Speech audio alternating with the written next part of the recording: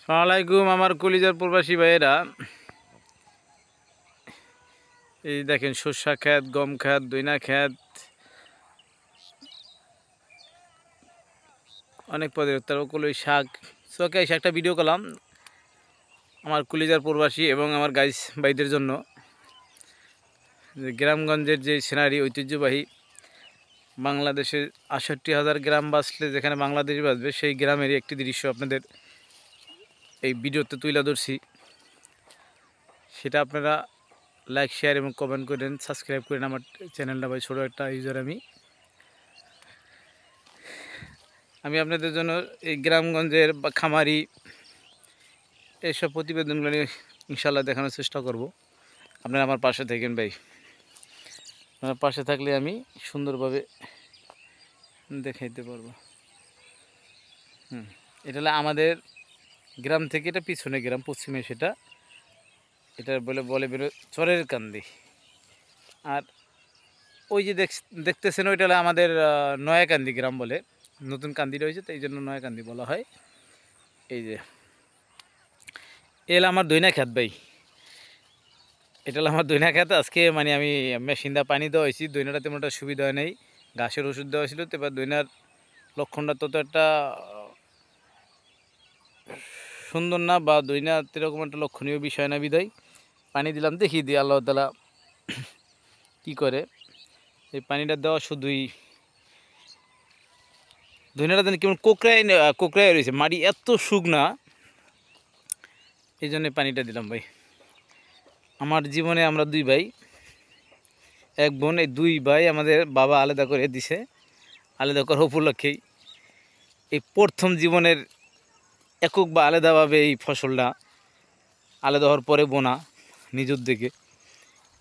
সংসারিক কাজ তো তেমন একটা পারি না বা করিও নাই, প্রবাসে এখানে ওখানে গেছে জীবন। এখন দেখি যে সাংসারিক ক্ষেত্রে এই প্রথম আপনার এই আলাদা হওয়ার পরে দুনিয়াটা বললাম বুঝি না, তারপর নিজ উদ্যোগে এই কাজটা করতেছি, পানি দিলাম বা নিজের আইডিয়া ক্ষেত্রে যে এই ক্ষেত্রে এখন এটা লাগে, এর আগে সার দিলাম, ওই ঘাসের ওষুধ দেওয়ার পর দুইটা লোক দিয়ে নিরাইছি, পরিষ্কার করছি ক্ষেত। তারপরে দেখি যে জমির একটু আইডিয়া ক্ষেত্রে বললাম যে এটা সার লাগে মনে হয়, সার দিলাম, তারপরে যে এখন পানি দিলাম। তা যাই হোক, আপনাদের দোয়া।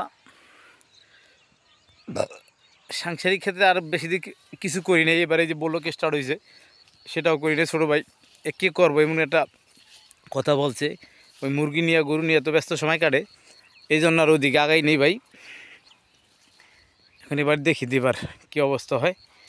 আর আপনারা আমার জন্য দোয়া করবেন ভাই।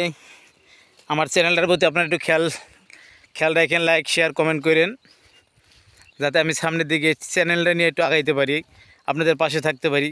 আপনাদের বিনোদন বা আপনাদের গ্রাম, দেশ গ্রাম, এইসব দৃশ্যগুলো নিয়ে তুলে ধরতে পারি, যাতে আপনারা দেখে বিদেশের বাড়িতে উপলব্ধি হন, তৃপ্তি পান যে ভিডিওগুলো নিয়ে দেখলে। বাংলাদেশে গ্রামগঞ্জে ভালোবাসেন এমন কোনো বাঙালি কোনো ভাই নেই আমার। প্রবাসে যে যেখানেই থাকেন আপনারা দেখবেন এইগুলো নিয়ে তুলে ধরতেছি। আমার কিছু ইউটিউবের কিছু চালানোর জন্য, ইউটিউবে ভিডিওটা করার জন্য কিছু জিনিসপত্র প্রয়োজন আছে, সেটা এখন থেকে কিনতে পারি নাই। এগুলো ঘুরে ঘুরে যে ভিডিওগুলো নিয়ে করতে নিজের একটা বাইক লাগে, প্লাস আপনার আরও কিছু জিনিসপত্র লাগে, সেগুলো নিয়ে সংগ্রহ ইনশাল্লাহ করব। আপনারা পাশে থাকেন, তাই ইনশাল্লাহ সম্ভব হবে আপনাকে দোয়ায়। আমার প্রবাসী ভাই এবং বোনেরা যে যেখান থেকে আপনারা দেখবেন ভিডিওটা দেখবেন, ইনশাল্লাহ চেষ্টা করবেন শেয়ার, লাইক, কমেন্ট করার জন্য, সাবস্ক্রাইব করার জন্য। এবং আপনারা আমার পাশে থাকলে আমি আপনাদের পাশে থাকবো ইনশাল্লাহ। আপনাদের জন্য শুধু ভিডিওটা করা, আপনাদের জন্যই।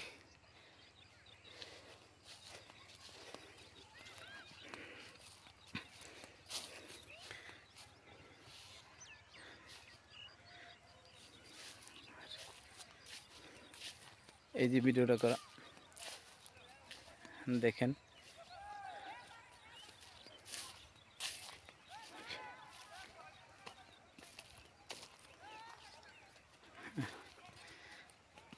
ভিডিওটা কি সুন্দর হলো নাকি, করা সঠিক হলো নাকি, সেটা আপনারা বিস্তারিত কমেন্টের মাধ্যমে জানাইবেন ভাই।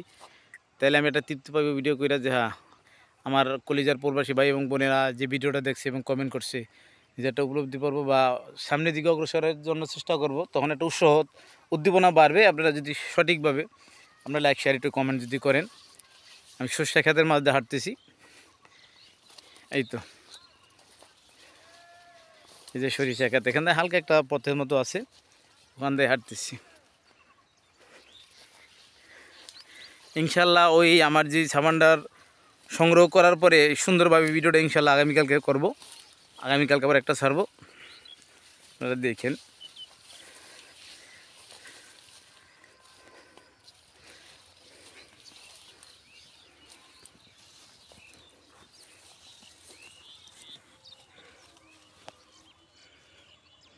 এই দেখেন, এটা হলো আমাদের গ্রাম। এটা